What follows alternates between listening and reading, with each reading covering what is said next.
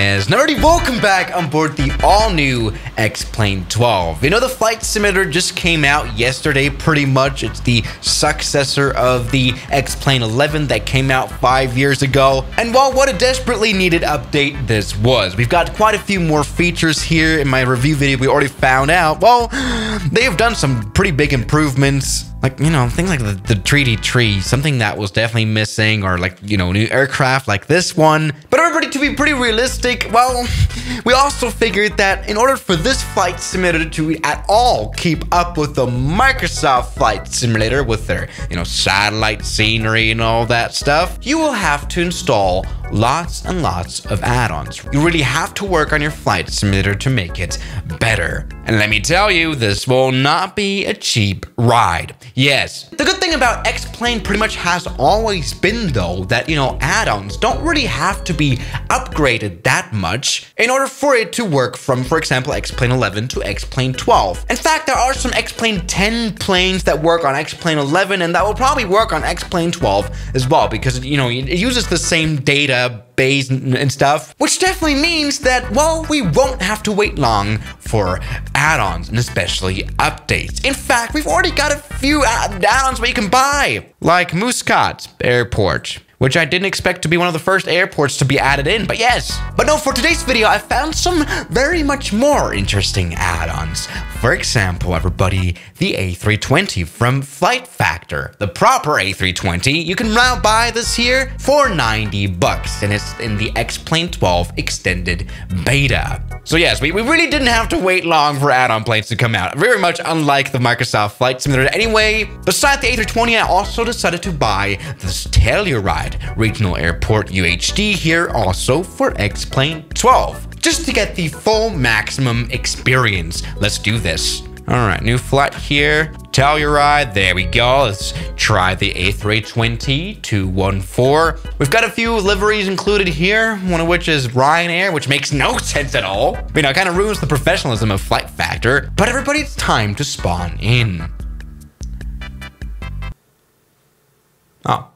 It already crashed. Right, great. All right, nothing to see here. All right, so did I spend $100 on this video? Yes. Will I regret it? Well, let's find out. First of all, here we are in Telluride with now proper add-on scenery. Well, does this look nice? Yes, of course. You know what? I would go almost as far as saying, well, this could hold up with Microsoft Flight Simulator 2020 quality, something like that, at least visually. Even though for Microsoft, I wouldn't have to pay a dime for this kind of scenery experience, but that's another story. Everybody, let's talk about this $90 A320 from Ryanair. Great. Now again, this is still supposed to be a beta. Let's maybe check this out a little bit. The textures are all right. No, seriously, they aren't all too perfect. Pretty much just like I have always experienced here with Flight Factor. The thing about Flight Factor is definitely also their system realism. This is pretty much, when it comes to normal procedures, the most precise A320 I've ever seen. You know, I've flown in a real sim A320, and the Flight Factor A320 so far have reminded me most of that one. So, I mean, that's a good point, right? Something that is a bit strange is the windshield visibility. There's like some fog on it. I don't know, that's a bit strange. While the plane is starting up, let's go a bit further here, maybe check out the cabin or something. I mean, they've done this quite nicely detailed, even though the lighting is a bit strange, isn't it?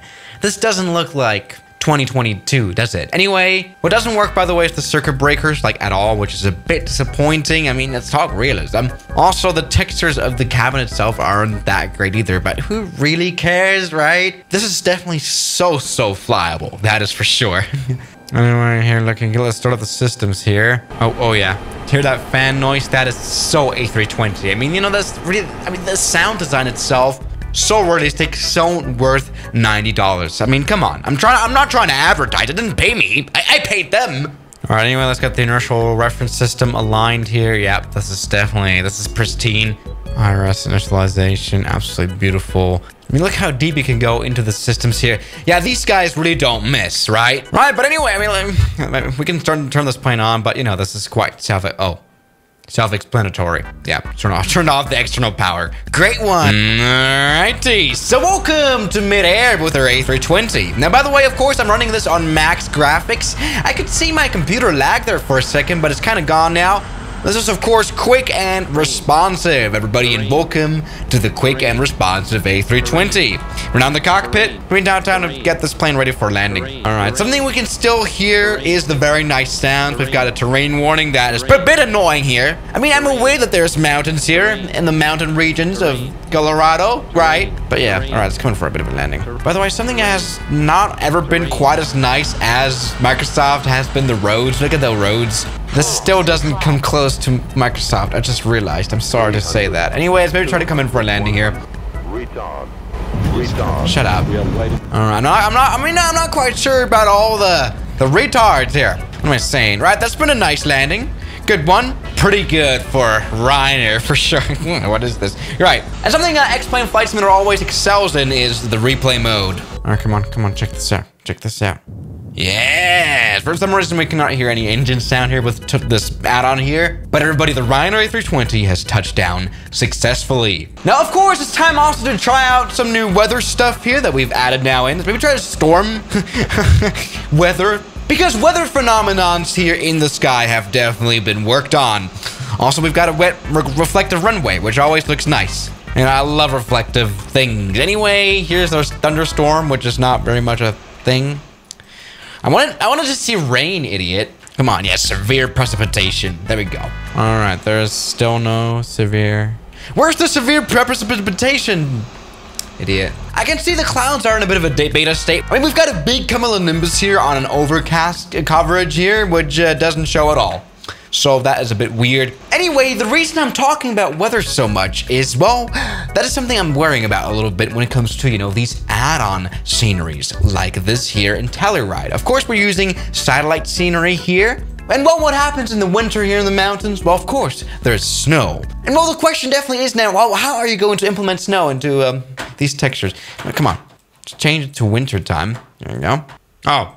All right, we've got lots of white. That is for sure. You know what? This doesn't even look half bad. Okay, you know what? This is really not that bad. The thing is, though, the runway is very much covered in snow. That can't be good. All right, you know what? They've done this quite well. The trees are, of course, done. This is totally acceptable. Not much worse than the flight simulator. So that is fine enough, everybody. So yes, still on board the A320. Now we can definitely say the Telluride scenery is decent. I mean, they probably didn't have to do any work to upgrade this to X-Plane 12, am I right? And, well, to be honest, I'm thinking the same went along with the A320. I don't think upgrading it to the new flight simulator wasn't that much work at all. At least not $90 worth of work, right? I think they could have just released an update. Maybe it's a little bit greedy, but that's another story. The plane works and it's totally fine.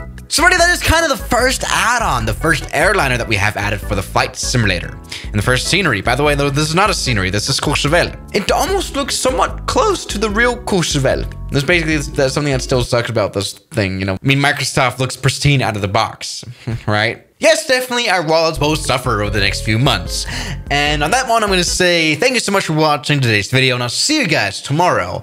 As always, good night.